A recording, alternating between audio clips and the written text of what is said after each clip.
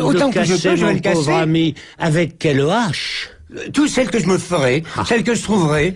Ça, on ne va pas, quand on a une conviction totale, on ne va pas chercher la manière dont on fera les armes. On prend toute occasion de se donner les armes. Dans ce cas-là, comment avez-vous fait pour refuser? Moi, j'ai refusé violemment et bêtement. Vous avez refusé la puissance allemande, qui était la forme totalement. Mais c'était générique. Sûr. Mais non, pas du tout. Il y allait de ma patrie, de ma foi, de mes croyances. Il s'agissait de sauver non seulement ma famille et mon peuple, mais de sauver l'humanité. Eh bien, dans cette société moderne... Là, il n'y a pas de question. Mais si dans la société... Cher, nous étions en face d'un ennemi. Mais là, nous sommes les ennemis. Une société, c'est vous les pas donnez un être dans votre vivant. livre, dans vos chroniques sur temps et contre-temps, vous les donnez, ces ennemis. La pornocratie moderne. C'est sûr, c'en est un. Saleté ambiante, le discrédit des mots, le fait que quand nous allons dans la rue, nous entendons des gosses, des enfants, ce qu'elle sacré dire ouais, bah, c'est borborigme, c'est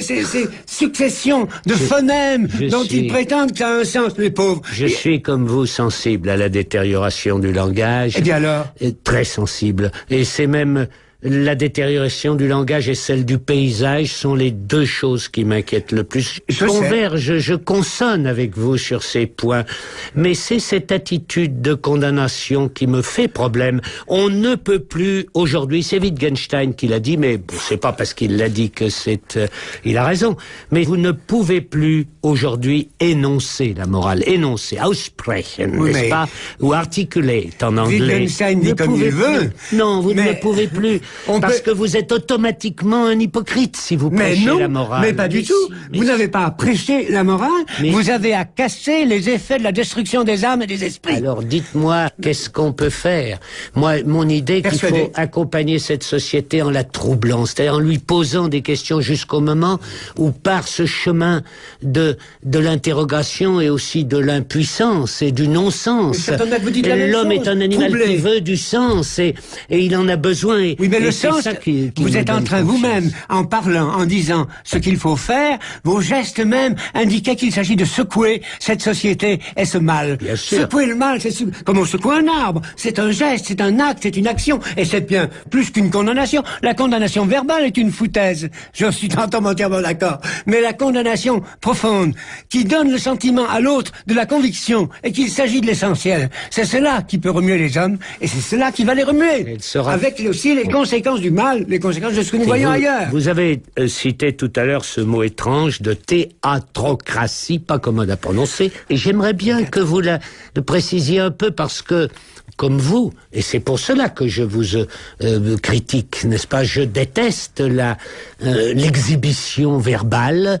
Peut-être en ai-je trop fait moi-même, et c'est ça la théâtrocratie, mais nous ne pouvons pas répondre à ce spectacle, à cette spectacularisation permanente par d'autres spectacles, ou par une gesticulation, par d'autres démonstrations. C'est pourquoi la question revient toujours: comment mener une vie bonne? Eh bien, démontrer. Et une vie démocratique aussi. Démontrer. Démocratique. On parlera de la démocratie. Allez-y. Oui. La démocratie est un mot dont je ne me sers jamais, bien que je lui ai trouvé un sens possible, concevable. Je l'ai trouvé grâce à saint Thomas. Un nom que vous prononcez peu, quelques fois, mais très peu. Et d'ailleurs, ça n'est pas votre point fort. Non, la théologie n'est pas mon point fort. Oui, mais malheureusement, la théologie me semble la vie même, l'essentiel. Si Dieu n'est pas, la théologie n'est pas. Si Dieu est, la théologie est indispensable, sauf aux saints. Et comme on ne peut pas prétendre à la sainteté, bien que tout le monde doive être saint à la limite, quand même. Bon. Il faut s'en tenir à la théologie. Et dans la théologie, j'ai trouvé dans saint Thomas l'idée que la démocratie réduite à sa vérité, qui est un certain consentement. Le consentement du peuple, le consentement de ce qu'on appelle peuple quand le peuple n'a pas été méthodiquement pourri. Si on ne suppose pas le problème résolu, c'est-à-dire résolu de la négative impossible à résoudre. Si on admet que peuple peut avoir un sens, alors à ce moment, dans toute action d'État, il y a c'est de la cuistrerie, mais tant pis, il y a un élément de détermination, son pérage, la légitimité. C'est ce que dit le pouvoir. Il dit, voilà ce qu'il faut faire. Selon un élément d'apeiron, d'indéfini. Il faut bien que ce soit accueilli. Il faut bien qu'il y ait une réponse. Car si vous donnez l'ordre le plus légitime et le plus raisonnable, mais qu'il ne peut pas être entendu, parce que les oreilles sont bouchées, si vous flanquez d'ailleurs un passage clouté, si vous le mettez au mauvais endroit, eh bien, à ce moment-là, quand les gens seront cassés la gueule un certain nombre de fois, ça ne marchera plus. Il faut donc que le pouvoir se détermine en pensant aux réactions dans le peuple, aux conséquences. Et le résultat, c'est un mixte. Alors ça, c'est le consentement. Et c'est le consentement d'un peuple sain, que le pouvoir légitime s'est arrangé pour qu'il demeurât sain. Qu'est-ce que c'est que le peuple français aujourd'hui? Si vous en avez une définition, donnez-la moi.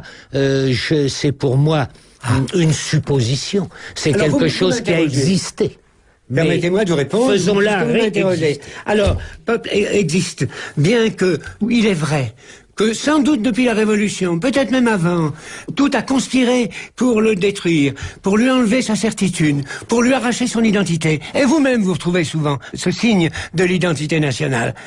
On a réussi à tournebouler l'esprit des pauvres gens, surtout des pauvres.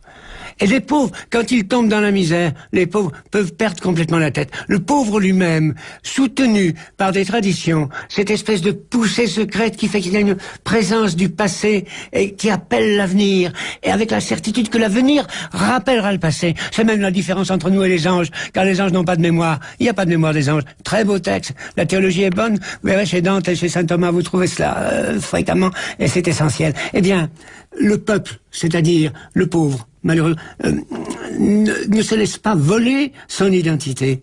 Mais le riche et le misérable la perdent. Et ils la perdent de la même manière.